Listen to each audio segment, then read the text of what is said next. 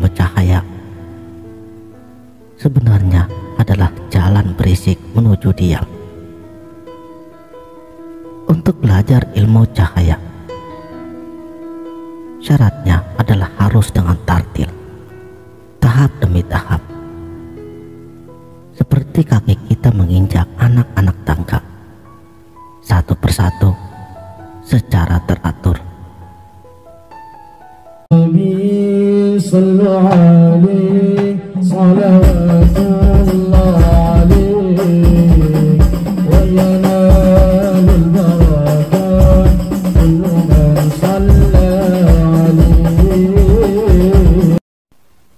Bismillahirrahmanirrahim. Assalamualaikum warahmatullahi wabarakatuh. Salam sang sejati.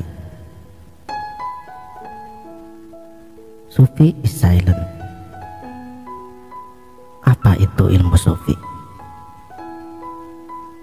Jawabnya adalah belajar bagaimana untuk diam. Kata seorang guru sufi, tinggalkan tata bahasa dan sintaksis dan renungkanlah sang kekasih. Lama sebelumnya,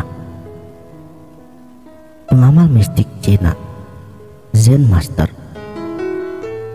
beliau mengatakan, Zen adalah kesunyian, diam, tanpa kata, dan tiada suara.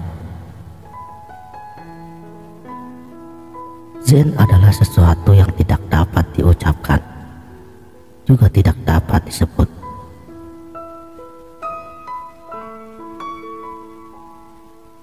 Bila hal ini coba dibahasakan, maka itu bukanlah Zen.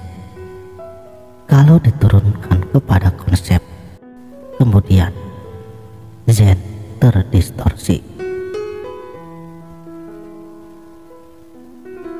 Ilmu cahaya sebenarnya adalah jalan berisik menuju diam. Untuk belajar ilmu cahaya, syaratnya adalah harus dengan tartil, tahap demi tahap, seperti kaki kita menginjak anak-anak tangga, satu persatu secara teratur. Tidak boleh melewatkan satu anak tangga pun. Mereka yang suka berkicau berarti telah melompat, dan setiap lompatannya itu tidak baik. Cahaya itu tidak melompat, dia terpancar. Kalau ia terhalang, dia akan berhenti. Ilmu adalah cahaya. Cahaya ilmu adalah pancaran, refleksi dari kesunyian. Siapa saja yang bicara, apalagi bicaranya sembarangan, setelah ia belajar ilmu cahaya. Artinya, pada saat ia belajar, ia melakukan lompatan, seperti dia meninggalkan satu anak tangga tertentu. Dan artinya, dia tidak benar-benar belajar ilmu cahaya. Padahal sebenarnya, kalau saja belajar ilmu cahaya yang benar, maka konsep-konsep itu akan menghantarkannya kepada pemahaman eksistensi yang sama sekali tidak terlingkup lagi ke dalam persepsi. Dari konsep yang benar menuju eksistensi tertinggi. Misalnya seperti sperma yang menjadi manusia biasa. Setelah dewasa, manusia tidak muat lagi untuk masuk ke dalam rahim. Jadi, setelah menjadi kesadaran eksistensi, dia tidak lagi bisa ditampung ke dalam konsep. Karena ketika ia dikonsepkan kembali, maka ia bukan lagi eksistensi tersebut. Eksistensi di dalam konsep sama sekali bukanlah eksistensi yang sebenarnya. Semua manusia memiliki fakultas konseptual, tetapi tidak semua yang ada di dalam konsep berasal dari fakultas imajinasi. Seperti Nabi Isa alaihi salam, beliau tidak berangkat dari konsepsi, tetapi langsung dari eksistensi kepada konsep. Ketika bayi, ia berkata, "Aku hamba Allah yang diwahyukan Injil."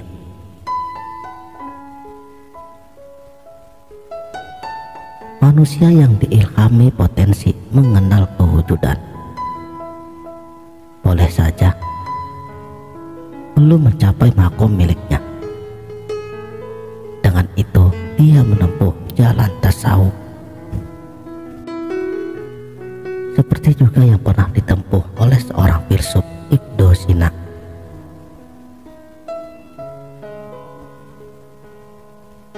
Ketika orang seperti dia mencapai makom kewujudan, ia menyadari dirinya telah melakukan banyak kesilapan sebelumnya. Bahkan hingga dia tidak peduli dan tidak menghiraukan untuk menarik kembali atau merevisi karya-karyanya sebelumnya. Dia tidak peduli terjadinya inkonsistensi antara karya sebelumnya dengan setelahnya. Hal inilah yang tidak berani dilakukan oleh para pemikir barat. Mereka takut untuk melanggar pemikiran sebelumnya, karena mereka mewajibkan diri mereka secara linear, dan pola pemikirannya yang baru adalah dari keikutan pemikiran sebelumnya.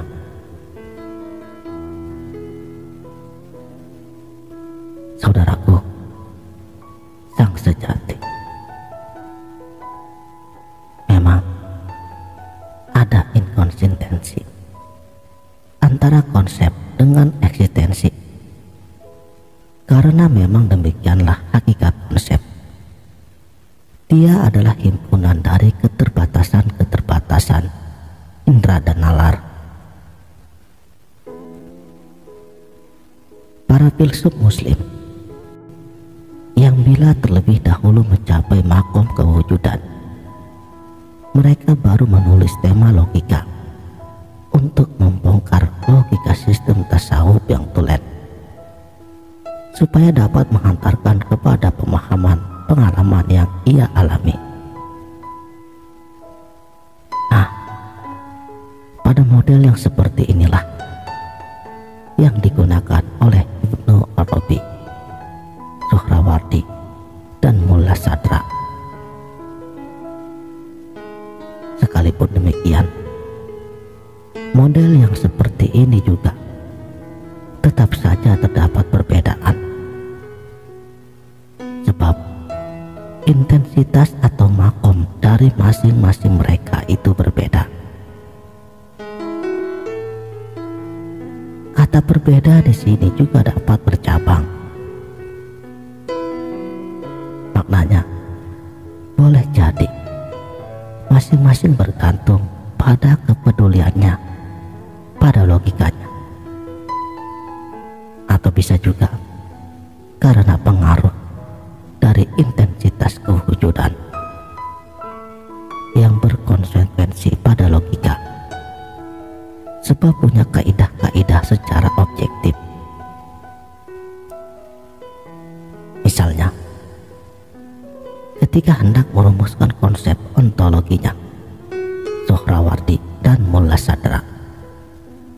Mereka harus mengganggu sistem logika yang objektif. Gangguan kepada sistem logika yang objektif harus dilakukan dengan hati-hati. Sementara di sisi lainnya, Imam Al-Ghazali, beliau menghujat para filosofis sejati-jatinya, karena pada saat beliau melakukan ini, beliau belum melihat hakikat.